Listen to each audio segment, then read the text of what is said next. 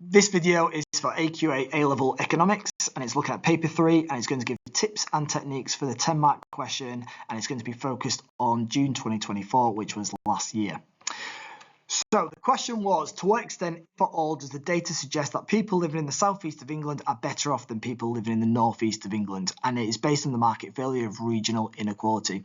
So it's going to present you with figures, and you are going to have to use the figures to get the evidence to support the judgment. So the level descriptors, and we're just going to focus on level 3 because that's the highest, and that's marks between 8 and 10. And we're going to create a checklist of these descriptors. Okay, so we need to meet these demands. So first of all, have you got 3 relevant issues, and are those issues well developed? If you've only got 2 issues, you're not going to get into level 3. Have you used the data? And I am going to look at what is meant by good use of data in a minute. But if you've not used any data at all, you're going to be way at the bottom of this level of response. I've seen it before where students have used no data at all and they've got 0 out of 10. All right. Have you shown appreciation of the limitations of the data? So you need at least 1 limitation of the data. And have you included a final judgment?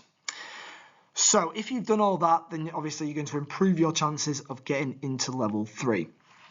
So this video is just going to be kind of based on the observations from marking this paper. I'm going to assume that you've seen the paper, but if you haven't, I am going to include all the figures so you get to see it.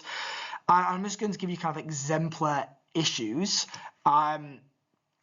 but these exemplar issues do not make up a full 10-marker.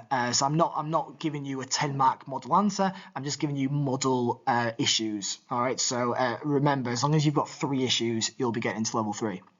So my first observation is based on the data and what is considered to be good use of data. So my first piece of advice, this summary of the differences between the indicators were actually provided by AQA, which tells you straight away they expect calculations. They do not want you just to simply source the data, they want you to carry out the calculations. And the reason for that is because they want you to place weights. They want you to place emphasis. They want you to evaluate the data. And the best way of doing that is carrying out those calculations which offer those comparisons between, for example, the southeast and the northeast.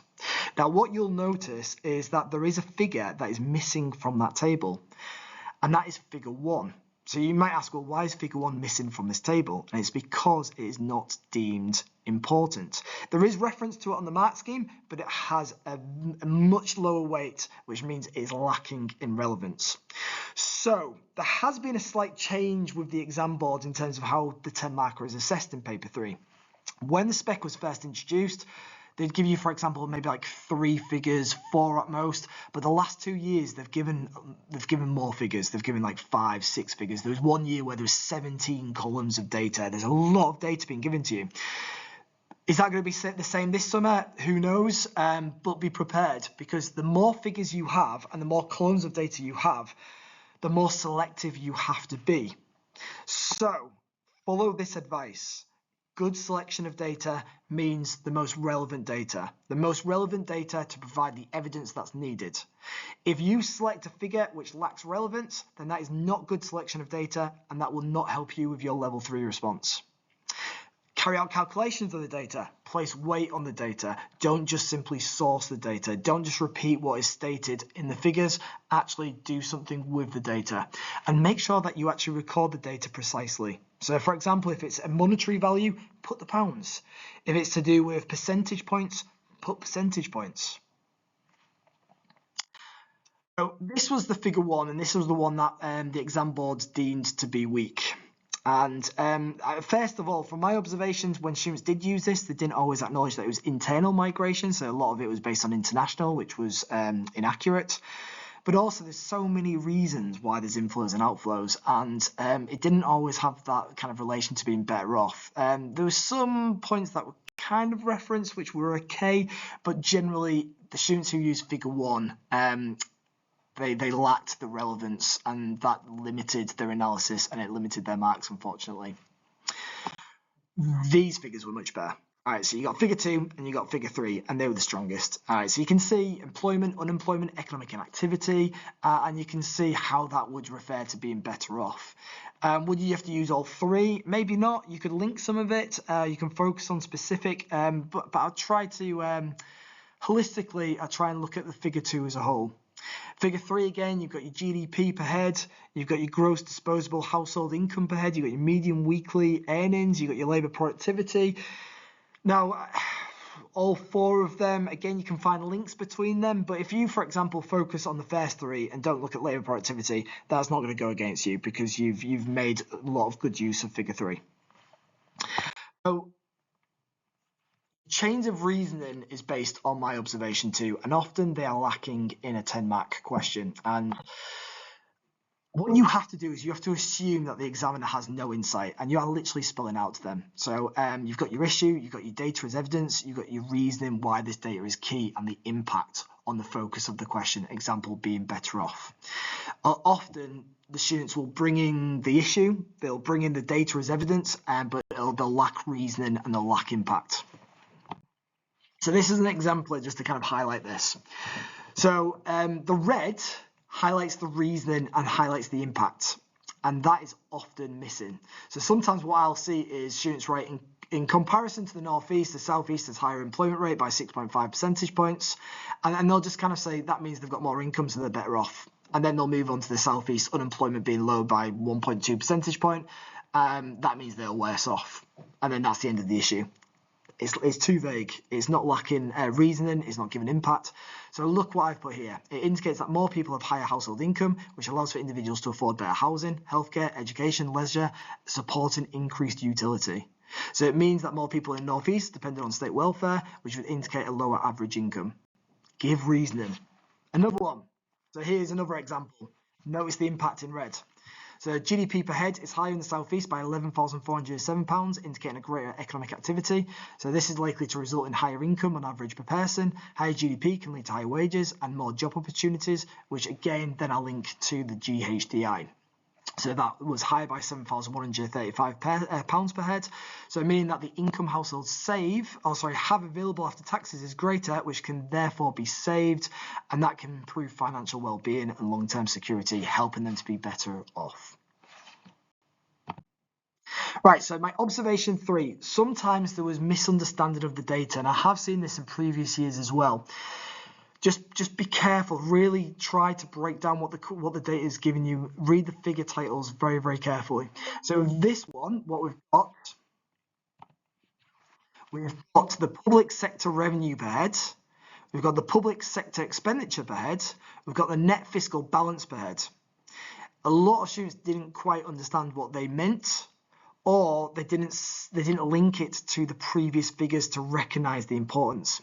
So there's often misunderstanding. They didn't consider the tax contributions, and they didn't consider why expenditure per head would be higher.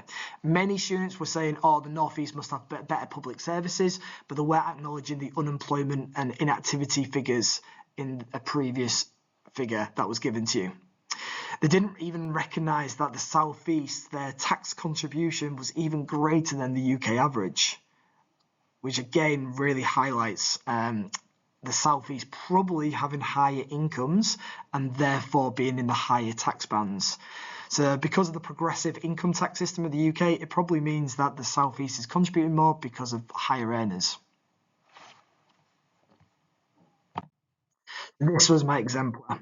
So in considering figure 4, the Northeast has the highest net fiscal deficit per head, with public sector revenue per head being £5,314 lower than that in the Southeast. This could indicate that the average employee has higher tax burden due to being in higher tax bands based on their income being greater. Yet the public sector expenditure per head is £1,012 greater in the Northeast, and this could be due to the greater welfare dependency, unlike the Southeast. And ultimately, the Southeast region is contributing most within the UK, but receiving less than the Northeast, perhaps due to the needing it less as they're better off. So again, just addressing directly what the question is asking. Right, my observation 4, this is my last observation, and this is all about evaluation, especially the limitation of the data. So these were the limitations that were outlined on the mark scheme. Try to look at previous mark schemes and look at those limitations. Try and create a list of them if you can, because that list it gives you a bit of an insight as to what to look for. Often a lot of students were just simply looking at the figures being from 2020 to 2022, but not that convincing. And the reason for that is because there's often a time lag. Certain data is harder to collect than others, and therefore you expect a greater time lag. So 2020 to 2022, it's not a massive difference. And also, you can imagine that this exam was probably written in 2023 for it to be published and given in 2024. So if it was, and this is an example, if one of the data was from like 1990, then that would be relevant. But 2020 to 2022, the time difference is not significant enough.